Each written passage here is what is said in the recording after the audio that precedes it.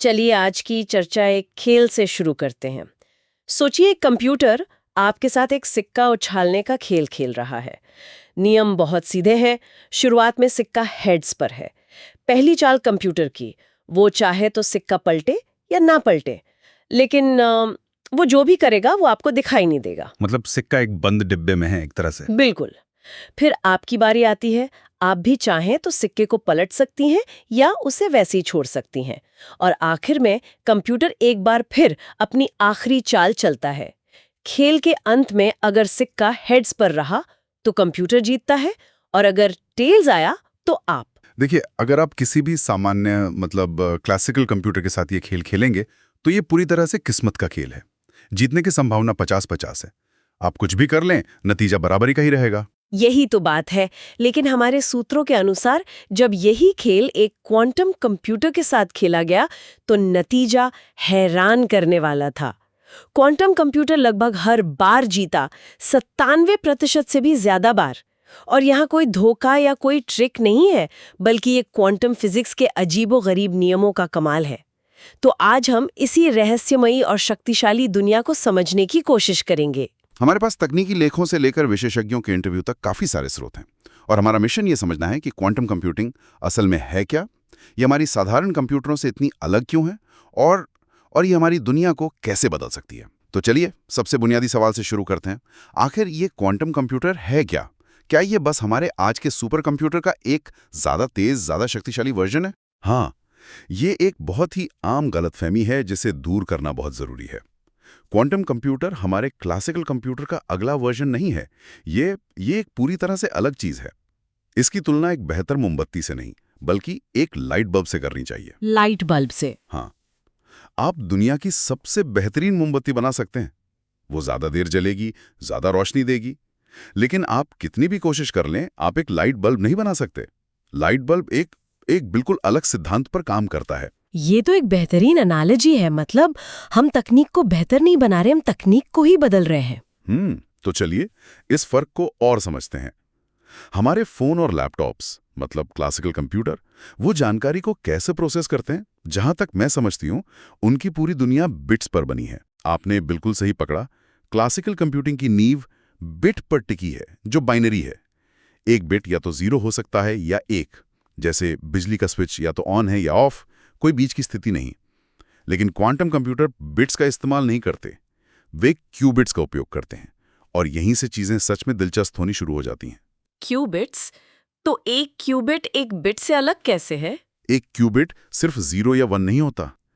Quantum mechanics का एक गुण है सुपरपोजिशन। उसकी वजह से एक क्यूबिट एक ही समय में 0 और 1 दोनों हो सकता है। एक ही समय में 0 और 1 दोनों? ये तो हमारे रोजमर्रा के अनुभव के बिल्कुल खिलाफ है। ये कैसे संभव है? इसे समझने के लिए हवा में घूमते सिक्के की कल्पना कीजिए।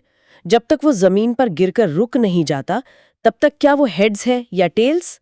एक तरह से वो दोनों की संभावनाओं का एक एक धुंधला सा मिश्रण है। एक क्यूबिट भी ठीक इसी तरह 0 और 1 की अवस्थाओं के मिश्रण में रह सकता है।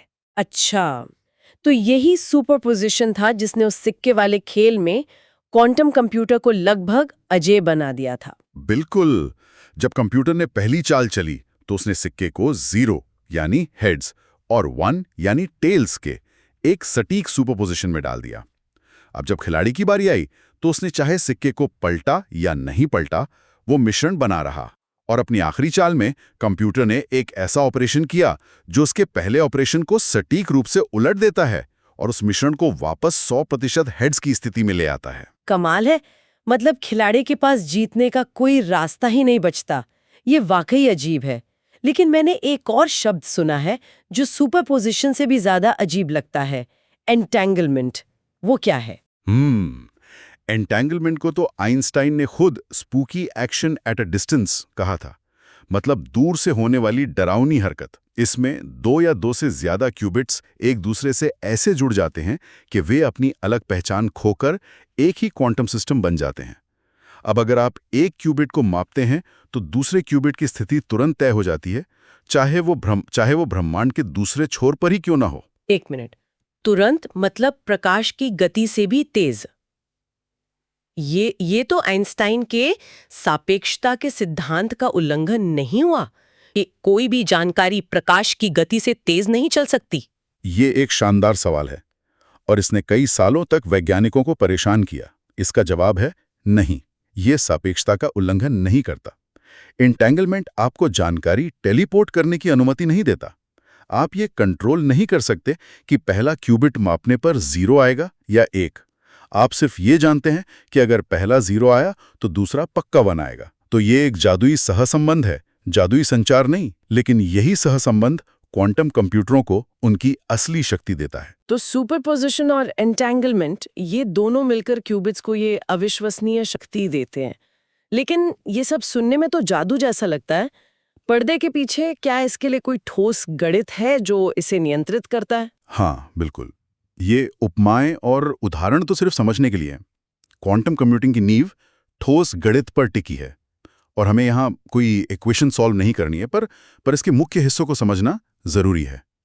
सबसे पहले आते हैं कॉम्प्लेक्स नंबर्स। कॉम्प्लेक्स नंबर्स, इनकी जरूरत क्यों पड़ती है? क्योंकि एक क्यूबिट की अवस्था को पूरी तरह से बताने के लिए सिर्फ ये जानना काफी नहीं है कि 0 आने की कितनी संभावना है और 1 आने की कितनी। हमें एक और चीज जाननी होती है जिसे फेज कहते हैं। ये फेज ही है जहां क्वांटम एल्गोरिथम का असली जादू होता है।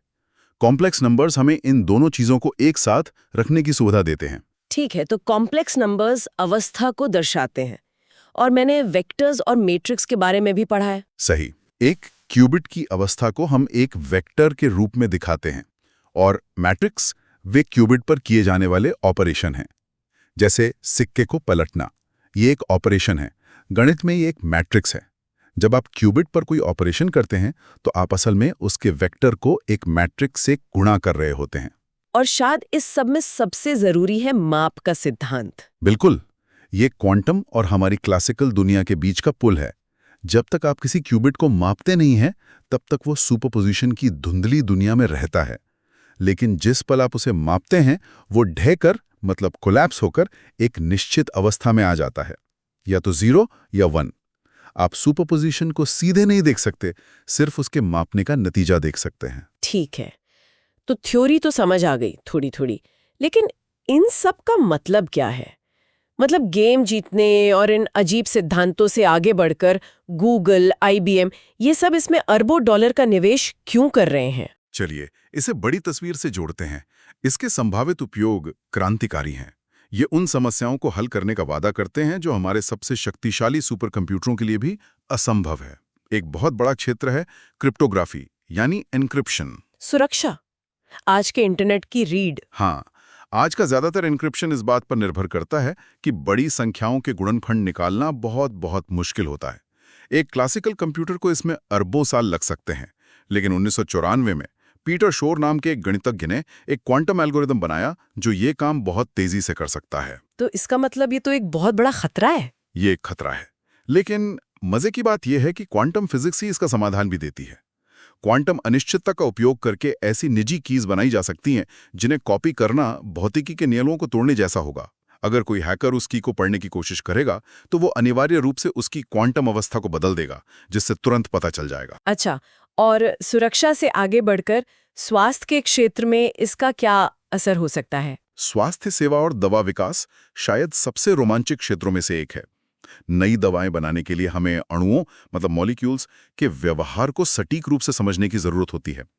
एक साधारण कैफीन के अणु में ही लगभग 100 इलेक्ट्रॉन होते हैं। उन सबके इंटरैक्शन को पूरी तरह से समझने के लिए एक क्लासिकल कंप्यूटर को ब्रह्मांड में मौजूद परमाणुओं से भी ज्यादा बिट्स की जरूरत होगी। यह असंभव है। तो हम अंदाजे और प्रयोगों पर निर्भर रहते हैं। बिल्कुल, लेकिन एक क्वांटम कंप्यूटर, क्योंकि वो खुद एक क्वांटम सिस्टम है, वो इस जटिलता को स्वाभाविक रूप से संभाल सकता है। ये सिर्फ गणना नहीं कर रहा, ये प्रकृति की नकल कर रहा है। इससे हमें अल्जाइमर्स जैसी बीमारियों के लिए जिम्मेदार प्रोटीन को समझने में मदद मिल सकती है, या बेहतर बैटरी बनाने में। और इस तरह की जटिलता को संभालने की क्षमता, ये मुझे आर्टिफिशियल इंटेलिजेंस की ओर ले जाती है। हाँ, AI और मशीन लर्निंग में भी इसकी बड़ी भूमिका हो सकती है, खासकर ऑप्टिमाइजेशन समस्याओं में।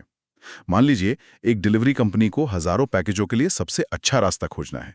एक क्वांटम कंप्यूटर सुपरपोजिशन का उपयोग करके एक ही बार में सभी संभावित रास्तों का मूल्यांकन कर सकता है और बहुत तेजी से सबसे अच्छा समाधान खोज सकता है।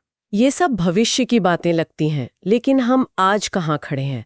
मैंने अक्टूबर 2019 में गूगल के सिकामोर प्रोसेसर के बारे में पढ़ा था, जिसने क्वांटम सुप्रीमेसी हासिल करने का दावा किया था। हाँ, वो एक मील का पत्थर था।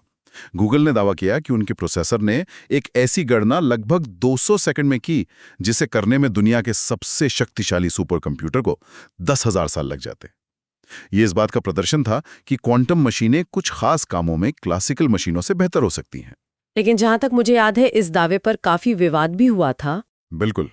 IBM ने तुरंत जवाब दिया कि गूगल का अनुमान गलत था और उनका सुपर कंप्यूटर ये काम 10,000 साल में नहीं बल्कि सिर्फ 2.5 दिनों में कर सकता है। ये बहस दिखाती है कि हम अभी भी इस क्षेत्र के बहुत शुरुआती दिनों में हैं। सुप्रीमेसी शब्द शायद थोड़ी मार्केटिंग थी, लेकिन ये इस बात का संकेत जरूर था कि हम एक नए युग की दहलीज पर खड़े हैं। तो संक्षेप में, क्वांटम कंप्यूटर सिर्फ तेज कंप्यूटर नहीं है, वे क्वांटम मैकेनिक्स के अजीब और हमारे अनुभव से बिल्कुल अलग नियमों पर बनी एक पूरी तरह से नई तरह की मशीनें हैं। और जहां हमने समझने के लिए घूमते सिक्कों जैसे उदाहरणों का उपयोग किया, वहीं इसकी असलियत कॉम्प्लेक्स नंबर्स, वेक्टर्स और मैट्रिक्स के ठोस गणित पर आधारित है। यही गणित इसे वो अविश्वसनीय शक्ति देता है। अटूट सुरक्षा से लेकर जान बचाने वाली नई दवाओं के डिजाइन तक इसकी क्षमता बहुत बड़ी है, और हम इस क्वांटम भविष्य के निर्माण की बिल्कुल शुरुआत में हैं। और इस चर्चा को समाप्त करने के लिए एक विचार। हमारे ज्यादातर स्रोत इस बारे में बात करते हैं कि क्वांटम कंप्यूटर का उपयोग समस्याओं को हल करने के लिए किया जाएगा, लेकिन एक वक्ता इसे एक अलग नजरिए से देखती हैं। वो क्वांटम कंप्यूटर को सिर्फ एक प्रॉब्लम सॉल्वर के रूप में नहीं, बल्कि प्रकृति के रहस्यों की जांच करने के एक उपकरण के रूप में देखती हैं।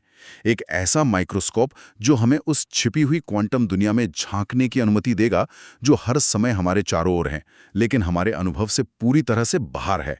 तो अंतिम विचार ये है, क्या होगा अगर क्वांटम कंप्यूटिंग से सबसे बड़ी खोज किसी ऐसी समस्या का समाधान न हो जिसे हम पहले से जानते हैं, बल्कि हमारी वास्तविकता की प्रकृति के बारे में एक ऐसे सवाल का जवाब हो जिसे हमने अभी तक पूछने के बारे में सोचा भी नहीं है।